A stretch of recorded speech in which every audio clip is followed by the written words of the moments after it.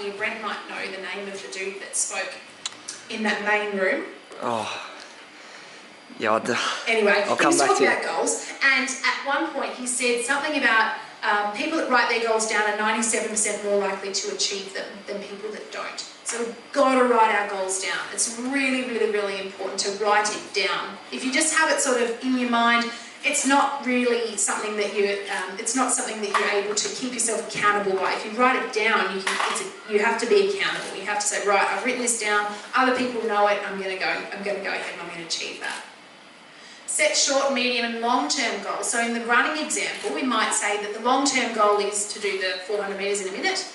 Short-term, so this might be, what am I going to do this week to achieve that goal? Well, I'm going to make sure I go for a run 3 times this week. Yep. And the medium goals might be, in 3 months' time, I want to be at this particular time. It might be at 1 minute, 10 seconds, say. Okay? And then obviously our long-term goals is that outcome goal that we're aiming for.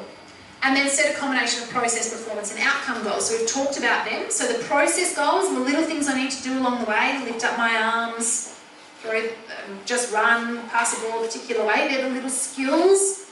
And then I've got my performance and outcome goals. So in a minute, running in a minute is the performance and the outcome goal. Set goals for training and competition. So obviously when we're training, we're going to have our own little goals that we're working on in training. They're going to help us perform during a competition at our best. But they may not be the goals that we have for competition. Okay, so we want to make sure that we've got them for both, so that we're working towards our training goals, and then when we compete, we've got our separate goals for competition. Who might be able to give me an example of a different goal that they have for training as opposed to competition? Anyone? Yes? Oh, Don't worry. Go on. Set. You want to share it? oh I've got lollies. yeah. Speak up.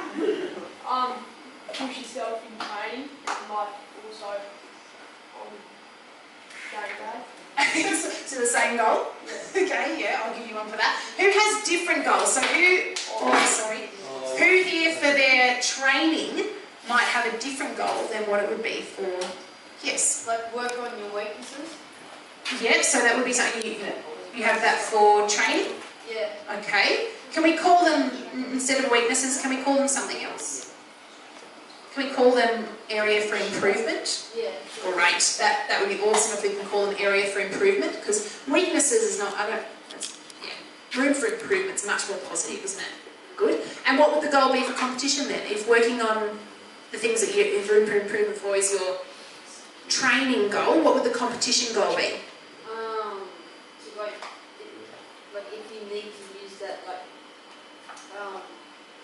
that skill like at that time in the game, or you've been practicing, so it will be a little bit easier than before. Okay, yeah. So you're saying because you practice it in training, you're going to, in the competition, you're going to know which skills you need to really pick and choose which ones you need. Is that right? How about I give you an example, guys? So in training, an example might be, my goal for training might be I want to attend 95% of my training sessions. Okay, so that's my goal. I want to show up to 95% of them. That's not going to be anything, that's not got anything to do with competition, right? My competition goal might be I want to make sure that I lift up my arms, or I want to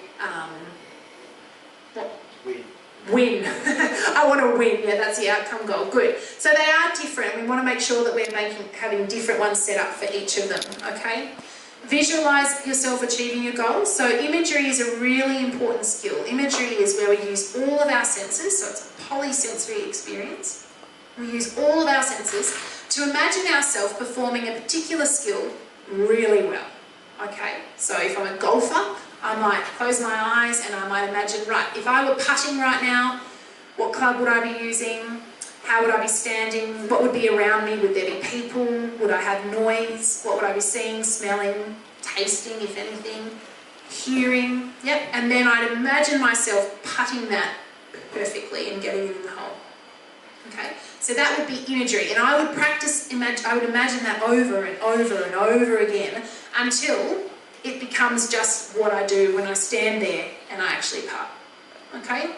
So want to make sure that if we're having particular skills that we're trying to work on, if you use imagery, you want to make sure you've got good control of that image. So if I was, again, a golfer and I'm standing there, I'm imagining my putt, and if I putt and the ball goes and completely misses the hole, I don't have good control over my imagery skills, okay? So I want to stop imagining that until I get it right. Until when I close my eyes and I imagine it, the ball goes in the hole, okay? It's very important. Otherwise, you're just going to practice doing something not right. Yeah, you'll make mistakes then when you actually go to practice the skill in real life. And always remember to acknowledge the success that you achieve with your goal. So if you reach your goal, you might have a reward at the end. It might be that you go and buy yourself a new pair of joggers, or mum and dad shout you a new pair of joggers, or you might get a medal or a trophy, or you might get just the praise of being the person that achieved that goal. Yeah, the good feeling that you get from achieving a goal. Okay, concentration. So, if you've heard me talk before, you know that I don't like the saying that you lose concentration. Concentration just shifts, okay? And it shifts from something that's relevant at that time to something that's irrelevant. So it's not like we ever lose it, it doesn't go anywhere, we all have concentration. It's just that it moves from something that is helpful to something that we're thinking about that's not helpful. So who here can give me an example of a time they have been thinking about something helpful and then their concentration shifted, and where did it go? Ah, when you're driving, yes. Can you elaborate? So, listening to someone on the radio or talking to someone in the backseat or whatever. Yep, and all of a sudden you're just on autopilot, you're just driving and you're not even thinking about the road or anything. You're on your phone. I don't remember driving out that way. I don't even remember. How did I get here? Absolutely, I've done that heaps of times. It's okay. I'm not the police. Oh, sorry, I should have warned you I was throwing that. Anyone else got an example of a time that their concentration has shifted? Yes. When you're in class and the teacher's talking and they're rambling on, so you're just looking at the clock, focusing on the clock. Totally.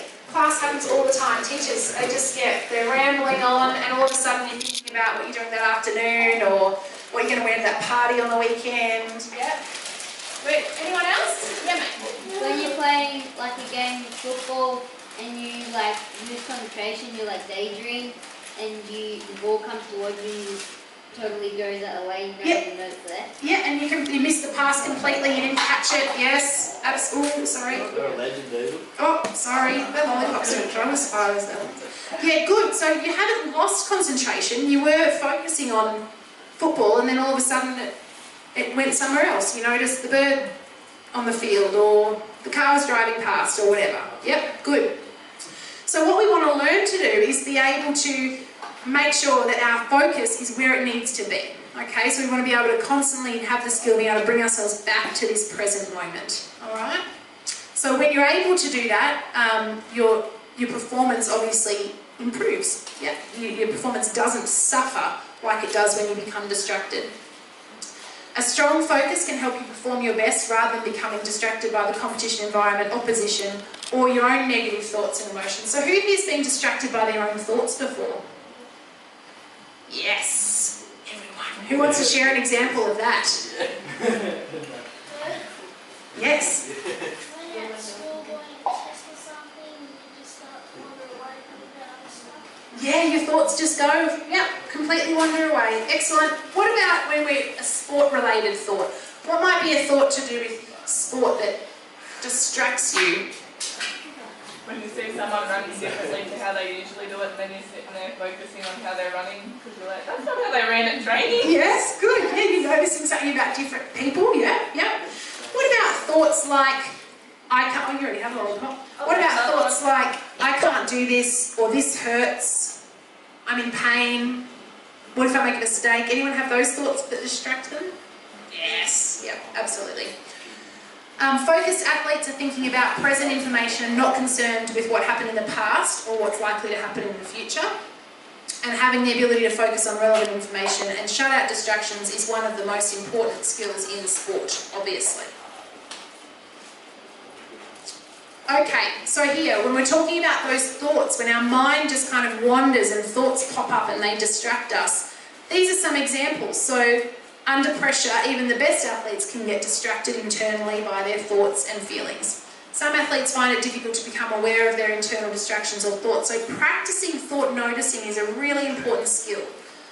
practicing how you notice your thoughts so you can be aware of the fact that your thoughts have distracted you. That's important. How do you practice that? Yes, good. Well, let's practice. So everyone sit here. Yeah, practice now. I'm going to teach you right now. Yep. Yep. If you feel comfortable, close your eyes because it limits any visual distractions. And I'd like you to start by focusing on your breathing. So take a few big deep breaths and just notice how it feels to breathe. Notice your belly expanding. Notice your chest rising. And then just allow yourself to notice thoughts.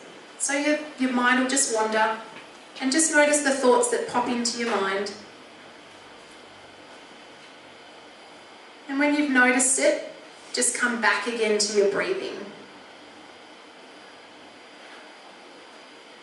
And then your mind might drift again. Just notice that thought that's popped into your head. There's a new thought. You just acknowledge it. Acknowledge that that thought's there. And then come back again to your breathing. And this process continues where you just notice a thought, acknowledge that it's there. Acknowledging a thought is a little bit like you see someone you know down the street. You just give them a little nod, like, hello, there you are. There's a new thought. And then come back to your breathing. Okay, so you can open your eyes. So that's how you practice thought noticing. Okay, it's actually a very relaxing thing to do. Really relaxing. So you start with the breathing and then just allow your mind to go, and when you notice a new thought, just a little nod like, yep, hello, there's a new thought. Come back to the breathing. There's another thought, come back to the breathing. And it's not a competition to see how long you can stay focused on your breathing without noticing a thought. It is about just when the thoughts come, there it is, come back. There it is, come back. And sometimes thoughts kind of jump, like there's a thought, there's a thought, there's a thought, there's a thought, and it's gone all the way down there before you can catch it and come back. That's okay too. Just do your very best to come back to your breathing. Practice that. Okay, that is a mental skill that you can practice just for a couple of minutes every day that will improve your performance.